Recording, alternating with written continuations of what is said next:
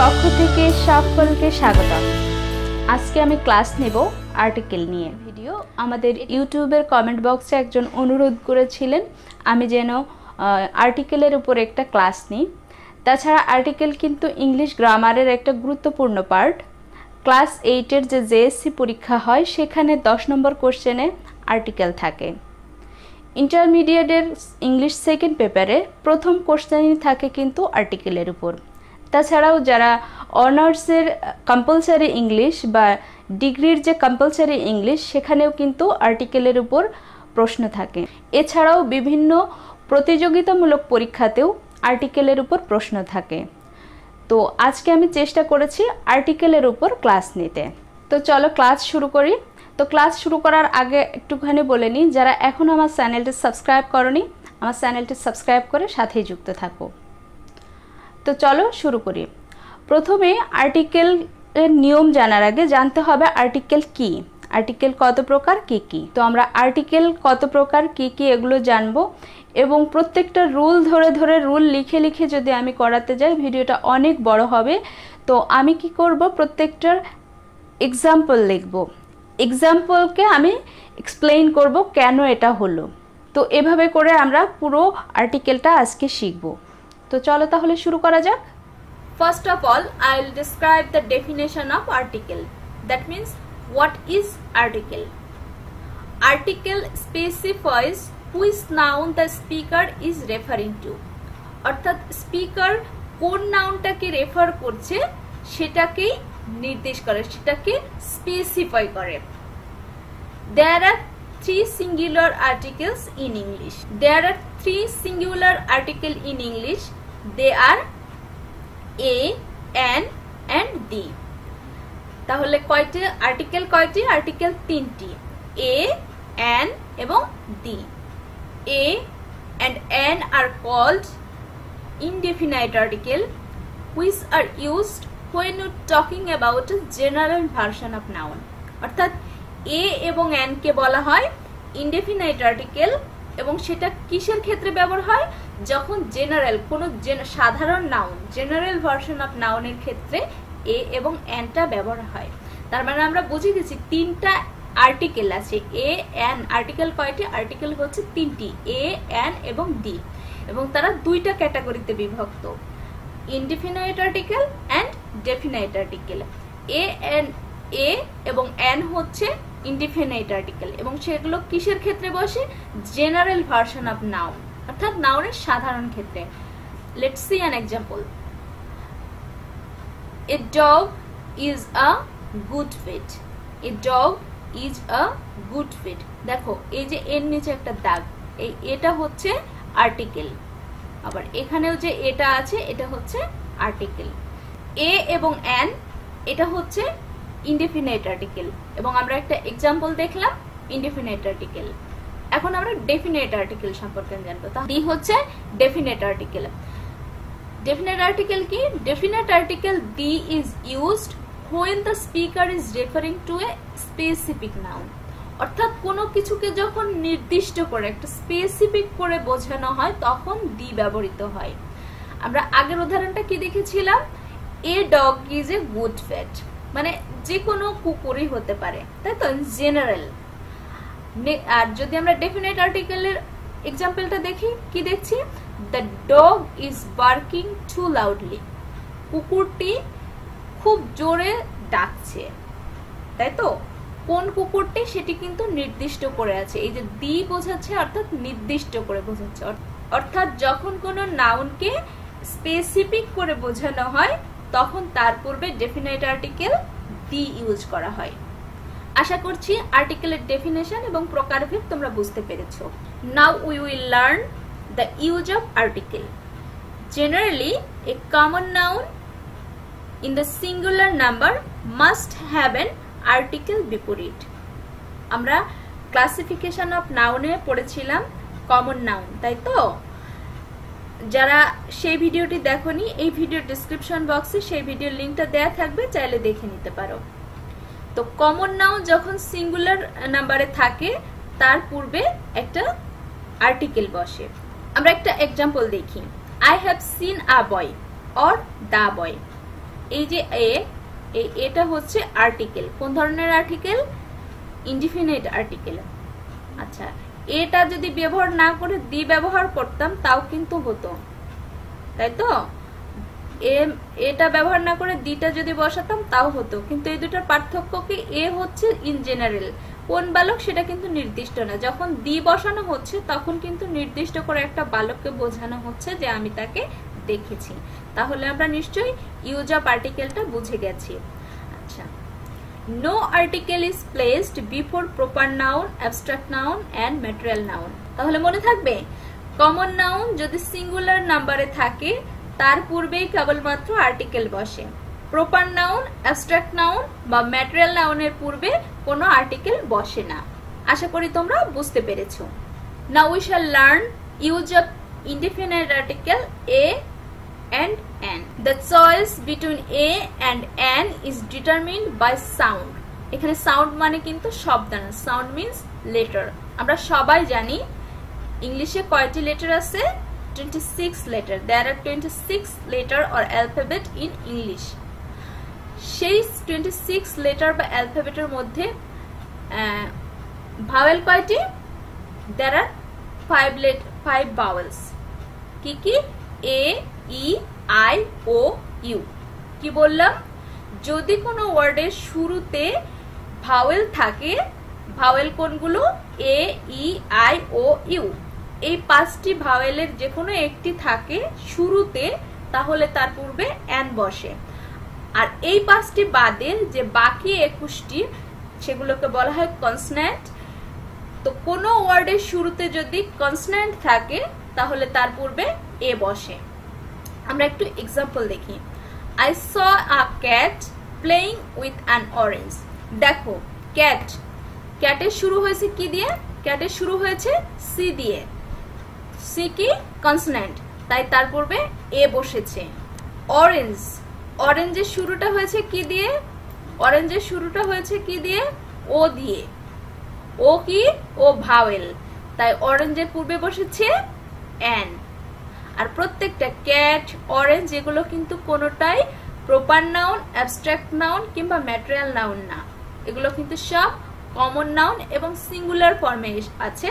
তাই এর পূর্বে ক্যাটের আগে একটা আর্টিকেল, ইনডিফিনিট আর্টিকেল এ হয়েছে, অরেঞ্জের আগে একটা অ্যান হয়েছে। এখানে যদি দি হতো I saw the cat playing with the orange, তাহলে কিন্তু এই যে ক্যাট এবং অরেঞ্জকে নির্দিষ্ট করে বোঝানো হতো, কিন্তু এখানে কিন্তু নির্দিষ্ট করে বোঝানো হয়নি, যে কোনো হতে পারে। এবারে আমরা আরো কিছু এক্সাম্পল দেখে নিই। এ ইউরোপিয়ান, আমি একটু আগে বললাম যে এ এবং অ্যান এর ইউজটা হয় সাউন্ডের উপর ডিপেন্ড করে, অর্থাৎ কোনো ওয়ার্ডের শুরু যদি ভাওয়েল দিয়ে হয় তার পূর্বে অ্যান হয়, আর কোনো ওয়ার্ডের শুরুটা যদি কনসোন্যান্ট দিয়ে হয় তাহলে তার পূর্বে এ হয়। তো আমরা একটা এক্সাম্পল এখানে দেখি। এ ইউরোপিয়ান হ্যাজ ভিজিটেড আস। ইউরোপিয়ানের আগে এ বসলো কেন? প্রশ্ন হতেই পারে, মনে প্রশ্ন জাগতেই পারে। ই তো আমরা পড়লাম vowel, A, E, I, O, U vowel, কিন্তু ই ভাওয়েল হওয়া সত্ত্বেও কেন এ হলো? এটার নিয়ম হচ্ছে কোনো ওয়ার্ডের শুরুতে ভাওয়েল থাকা সত্ত্বেও তার প্রোনাউন্সিয়েশন যদি ইউ এর মতো হয় তাহলে তার পূর্বে অ্যান না হয়ে এ হয়। আর এ কারণেই ইউরোপিয়ানের আগে অ্যান না হয়ে এ হয়েছে। আরো একটা এক্সাম্পল দেখি। The man wears a uniform. দেখো, এটারও কিন্তু প্রোনাউন্সিয়েশন UNIFORM। ইউনিফর্ম মানে কি? নির্দিষ্ট পোশাক। ইউ এর উচ্চারণ ইউ এর মতোই হয়েছে, তাই এর আগে অ্যান না হয়ে এ হয়েছে।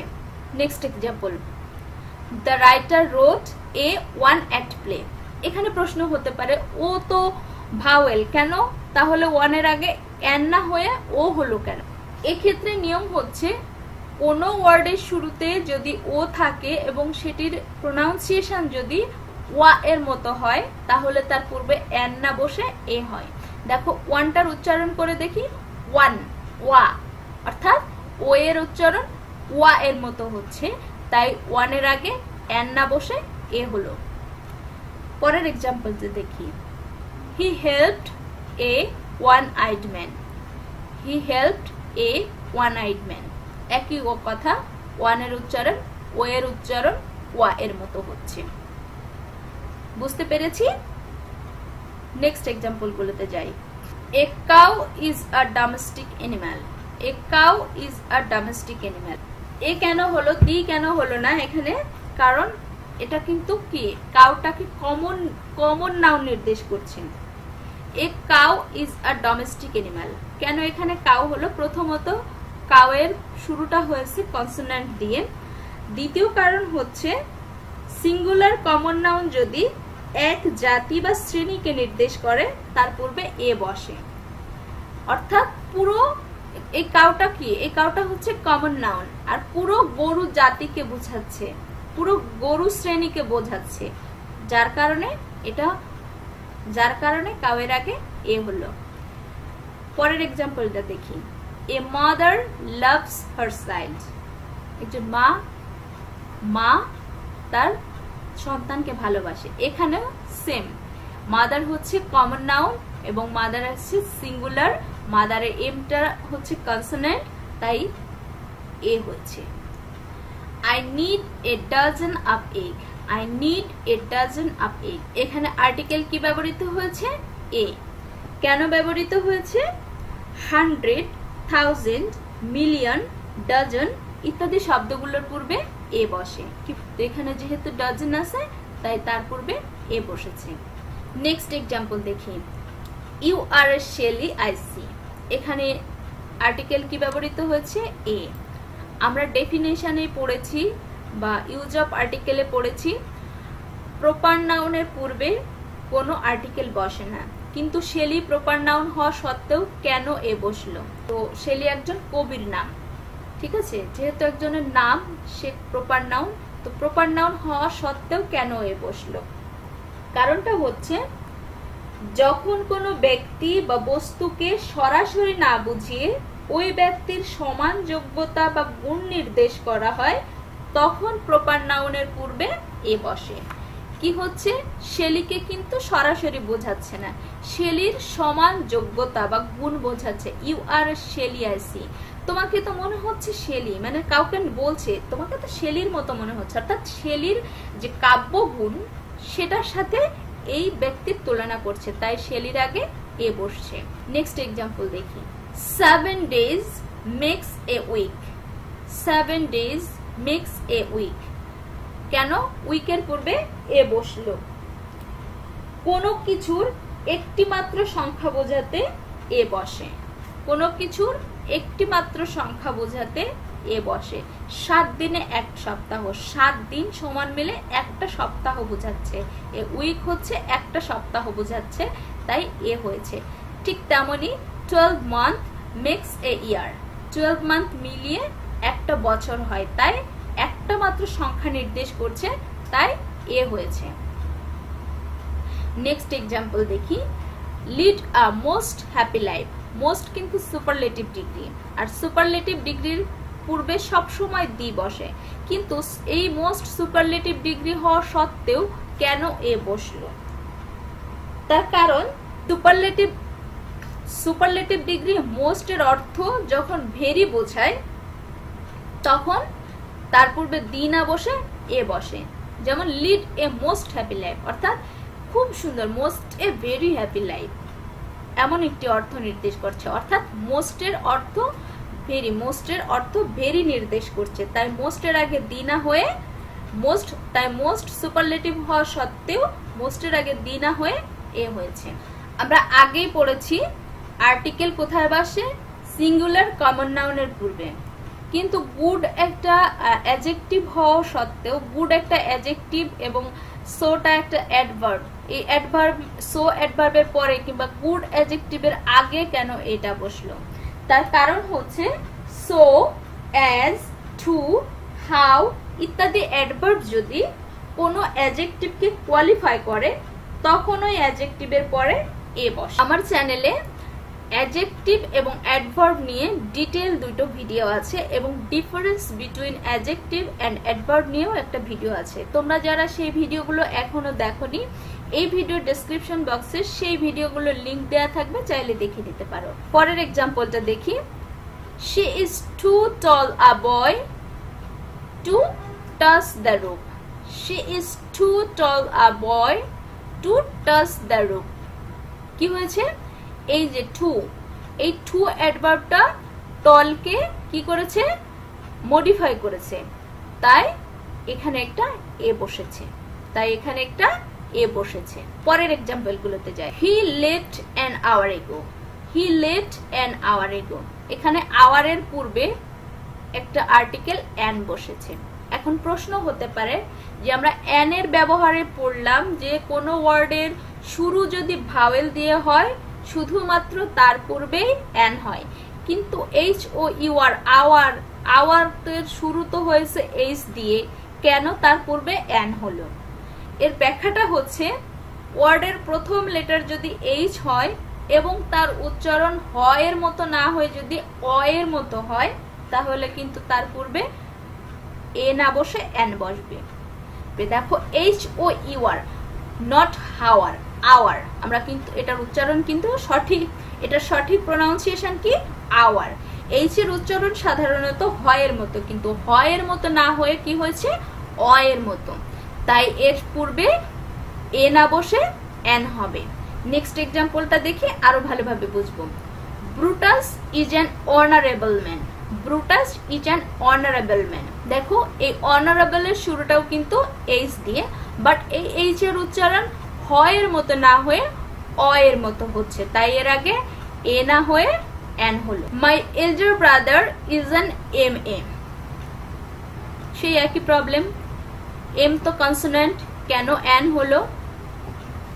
এর ব্যাখ্যাটা হচ্ছে কোন সিঙ্গুলার কমন নাউনের প্রথম লেটার কনসোনেন্ট হওয়া সত্ত্বেও যদি তারা ভাওয়েলের উচ্চারণ বিশিষ্ট হয় তবে তার আগে অ্যান হয়। যদি এই যে ডটটা না থাকতো, যদি এই এম এর মাঝখানে এই ডটগুলো না থাকতো, তাহলে কিন্তু এর উচ্চারণ হতো মা, তখন কিন্তু এ হতো, কিন্তু এম এ এই ডটগুলো দেওয়ার কারণে উচ্চারণ করতে হচ্ছে এম এ, আর এম যখন উচ্চারণ করছি ভাওয়েলের মতো হচ্ছে, তাই তার পূর্বে এ না হয়ে অ্যান হলো। এই এম এ কি করছে? একটা ডিগ্রি নির্দেশ করছে, মাস্টার্স অফ আর্ট। পরের এক্সাম্পলটা দেখি, আরো ভালোভাবে বুঝবো। হার হাজবেন্ড ইজ অ্যান এমবিবিএস। দেখো এমবিবিএস, এমটা যখন উচ্চারণ করছি তখন ভাওয়েলের মতো হচ্ছে, তাই এর পূর্বে এ না হয়ে অ্যান হবে। যদি এমটা বাদ দিয়ে বিবিএস হতো তাহলে কিন্তু এ হতো। আশা করি তোমরা বুঝতে পেরেছো। তো এতক্ষণ আমরা আলোচনা করলাম ইনডেফিনাইট আর্টিকেল এ এবং অ্যান এর ইউজ নিয়ে। Now we will discuss about the use of the, অর্থাৎ আমরা দি এর ব্যবহার নিয়ে আলোচনা করব। তো ফার্স্ট এক্সাম্পল তো আমরা একটু দেখে নিই। The chairman is very kind. চেয়ারম্যানের পূর্বে একটা আর্টিকেল দি বসেছে, কেন বসেছে? নির্দিষ্ট করে বোঝালে সিঙ্গুলার অথবা প্লুরাল উভয় নাউনের পূর্বে দি বসে। আমরা ডেফিনাইট আর্টিকেলের ডেফিনেশনেই পড়েছি যে কোনো নাউনকে যখন স্পেসিফিক ভাবে বোঝানো হয় তার পূর্বে দি বসে। তো এই যে চেয়ারম্যান, এই চেয়ারম্যানটাকে স্পেসিফিক করে বোঝানো হয়েছে, ঠিক আছে? এই কারণে এর পূর্বে দি বসেছে। এখানে যদি এ বসানো হতো তাহলে কিন্তু ভুল হতো। নেক্সট এক্সাম্পল দেখি। The passengers are going. আমরা ডেফিনেশনে পড়েছি কমন নাউন সিঙ্গুলার হলে তার পূর্বে আর্টিকেল বসে, কিন্তু এখানে প্যাসেঞ্জার্স প্লুরাল নাম্বার আছে, কেন দি হলো? নির্দিষ্ট করে বোঝালে সিঙ্গুলার এবং প্লুরাল উভয় নাউনের পূর্বে দি বসে, তাই প্যাসেঞ্জার্স নির্দিষ্ট করে বোঝাচ্ছে, তাই এর আগে দি বসেছে। The cow is a domestic animal. কেন এখানে দি হলো? কারণ এই যে কমন নাউন, এই যে দি কাউ হচ্ছে কমন নাউন, এই সমস্ত গরু জাতিকে বোঝাচ্ছে, তাই কাউয়ের আগে দি বসেছে। নেক্সট এক্সাম্পল গুলো দেখি। The sun gives us light. সূর্য আমাদের কিরণ দেয়, কেন সানের আগে দি বসলো? চন্দ্র, সূর্য, পৃথিবী, আকাশ, নক্ষত্র ইত্যাদি সবকিছুর আগে দি বসে। কি বললাম? চন্দ্র, সূর্য, পৃথিবী, নক্ষত্র, আকাশ সবকিছুর আগেই দি বসে। এটা কিন্তু একদম ইউনিভার্সাল ট্রুথ। যে কোনো ধর্মগ্রন্থ, মহাকাব্য বা প্রসিদ্ধ অর্থাৎ বিখ্যাত কোনো বইয়ের নামের পূর্বে দি বসে। এখানে দা কুরআন, যদি গীতা বলতাম তার পূর্বেও কিন্তু দা হতো, যদি বাইবেল বলতাম তার আগেও কিন্তু দা হতো। মহাকাব্য, এপিক, এপিক কোনগুলো? এলিয়াড, মহাভারত, রামায়ণ, এগুলো হচ্ছে এপিক বা মহাকাব্য। তখন যদি বলতাম রামায়ণ, তার পূর্বেও কিন্তু দি বসতো, দ্য রামায়ণ ইজ আ হলি বুক, তখন কিন্তু দি বসতো। তার মানে নিয়মটা কি? যে কোনো ধর্মগ্রন্থ, মহাকাব্য বা প্রসিদ্ধ গ্রন্থের আগে দি বসে। Next example, I read the Azad.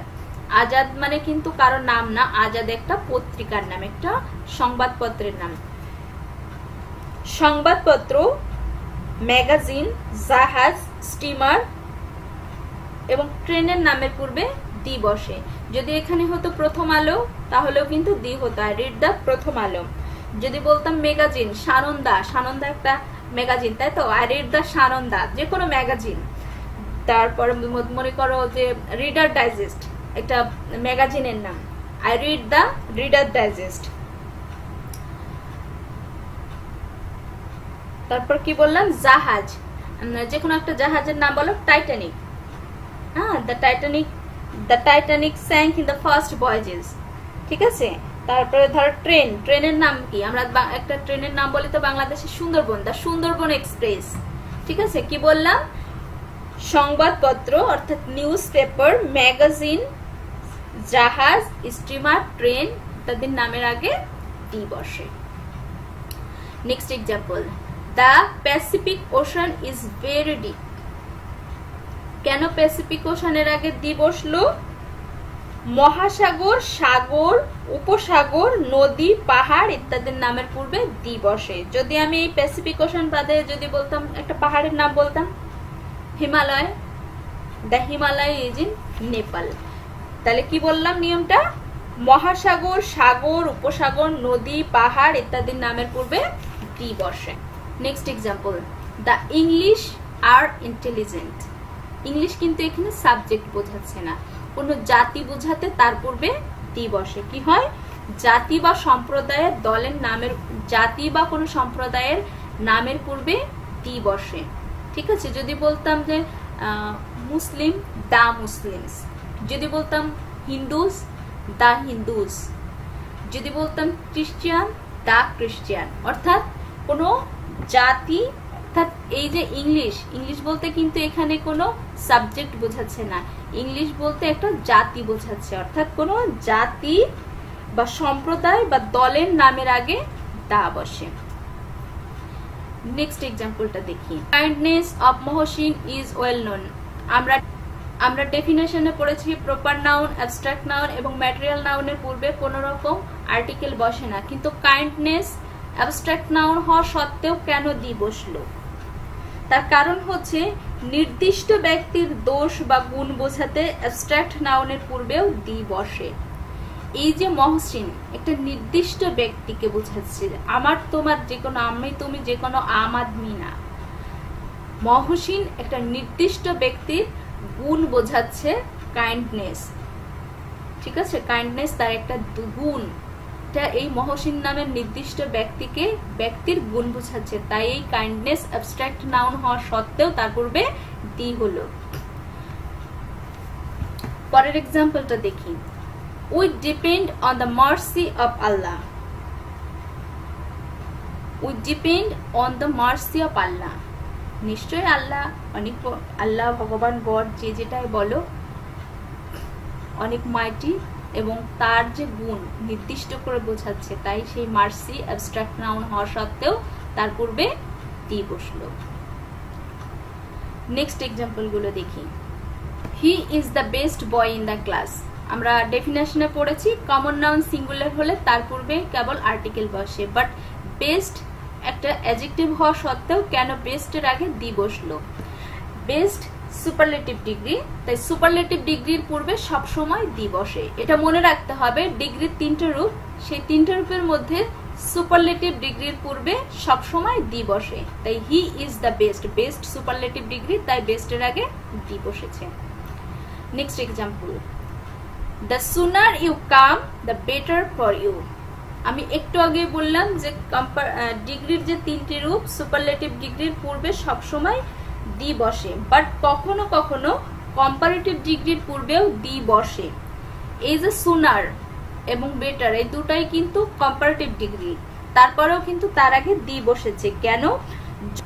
যত তত বোঝাতে কম্পারেটিভ ডিগ্রি এর অ্যাডজেক্টিভের আগে দি বসে। কি বললাম? যত তত বোঝাতে কম্পারেটিভ ডিগ্রির যে অ্যাডজেক্টিভ আছে তার পূর্বে দি বসে। আরেকটি কথা বলে রাখি, ডিগ্রি কিন্তু অ্যাডজেক্টিভের হয়, ডিগ্রি কিন্তু অ্যাডজেক্টিভের হয়।